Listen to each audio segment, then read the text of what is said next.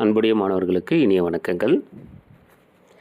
இந்த NCERT solid state இந்த டாப்பிக்கில் இந்த கொஸ்டின் பாருங்கள். On the basis of conductivity solids are classified into how many types அப்படின்னு கேட்குறோம். 3 டைப்ஸ். ஒன்று வந்து கண்டக்டர்ஸ், இன்னொன்று இன்சுலேட்டர்ஸ், இன்னொன்று செமிகண்டக்டர்ஸ். இது on the basis of conductivity. இப்போ கண்டக்டர்ஸ் அப்படின்னா என்னென்னா, solid substance which conduct electricity is known as conductor.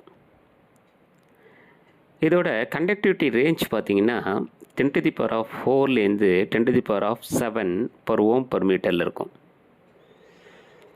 On the basis of chemical composition of substances conductors 2 டைப்ஸில் இருக்குது.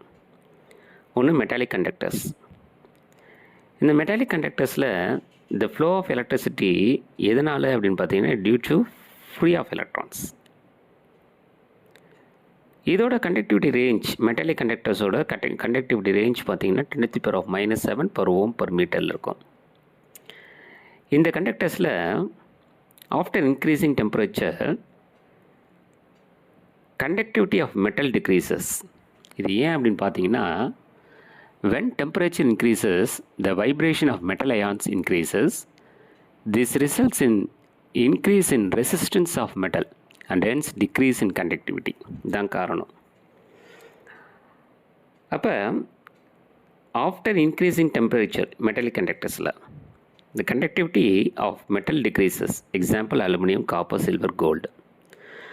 Electrolytic conductors அப்படிங்கிறது பார்த்தீங்கன்னா, இந்த கண்டக்டர்ஸில் flow of electricity is carried out by movement of ions. இங்கே on increasing temperature the conductivity of these conductors increases electrolytic conductanceல. Example sodium chloride and potassium chloride.